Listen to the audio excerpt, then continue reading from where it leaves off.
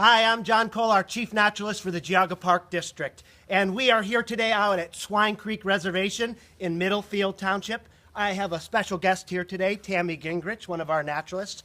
Today we are going to be doing something so cool, so educational, so fun. We're going to be bird banding today, and Tami has a lot of experience with bird banding. How long have you been banding birds, Tami? I almost hate to say it, but about 30 years. 30 years? Since you were like 1 year old? Yeah. Okay, cool. Yeah. So we're going to be banding birds. What exactly is bird banding? What do you mean? Well, in a nutshell, bird banding is kind of the non-invasive, long-term method of studying birds without really interfering with their natural behavior. Okay, so why do we bird band? Is it just for fun or what? Why No, do people do it? actually, I have a permit to ban birds, and no permits are ever given to ban birds for educational purposes. Bird banding is strictly for scientific reasons, and but some of the icing on the cake is actually being able to integrate bird banding into public programs or educational Okay, things. so what would you say is a benefit? Like why in the world why are we doing it? Well, scientists do it for many reasons. You know, it's not really beneficial unless a banded bird is recovered, and only 5% of birds banded are ever recovered.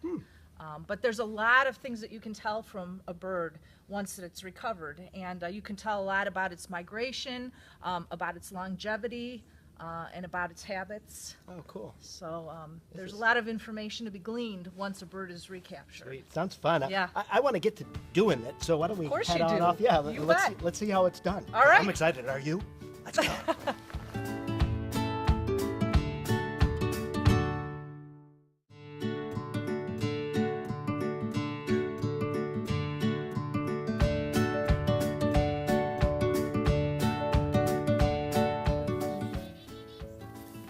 Whoa, what do we have here, Tami? Who are you?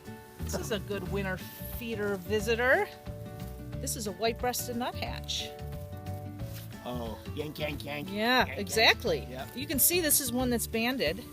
I did a bird banding program earlier in December, and I banded a bunch of these birds. Oh, wow. Just put me down, put me down. I always know that nuthatches are going to make a lot to noise. That's their okay. personality. So they're not in is pain, No, they're just no, they're like, not in pain "Hey, at let me all. go, let me They're go." just expressing their feelings. Oh, okay. So- Wow, how pretty. This Look is at nice. those tail feathers. This is a female because its head is gray instead of glossy black.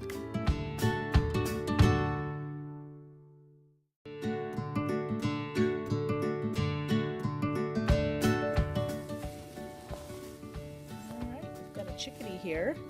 Awesome. This is one of my top birds. I love all birds, Tami. Did you know that? Yeah, I kind of got one that of my idea. favorites. Chickadees are pretty feisty little guys. They're real smart, and they let you know that they're not happy about it. So, one of our smallest little feeder birds that we'll see today. All right.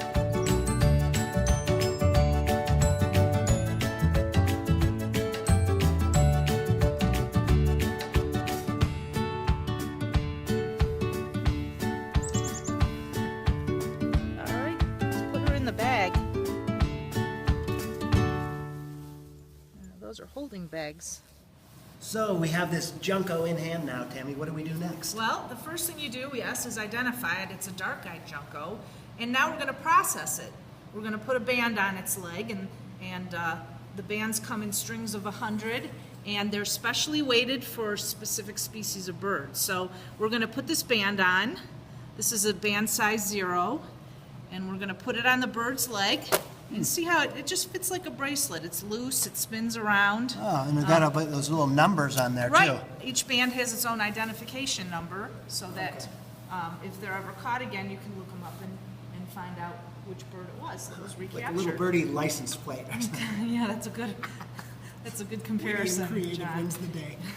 Okay, another thing I'm going to do is take a wing chord measurement, and this is 75 millimeters, you know, and actually with dark-eyed Juncos, you can tell if they're a male or female by the wing measurement, and this wing measurement is actually, it's uncertain as to what it is because it's 75. This is the tail, this is 65. 65, oops.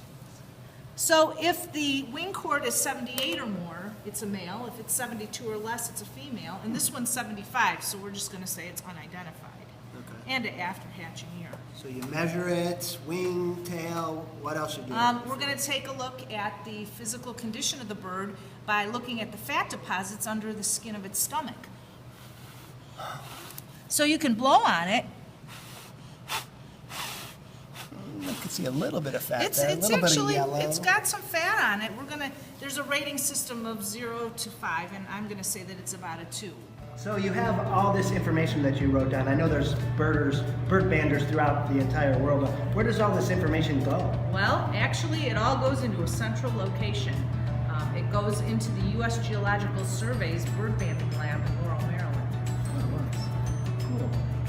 So if anybody catches a bird with a band on it, and they want to know where it came from, they can actually send the number in to the bird banding lab, and they'll look it up and they'll let you know who banded it and when and where it was banded, and then they look up where it was found, and they can actually find out things like where it traveled or how long it took it to get there, how long the bird has lived. So Pretty cool. So you're helping out the birds by doing Absolutely, absolutely. Scientists can take this information and use it to actually manage habitats and help birds that are in trouble.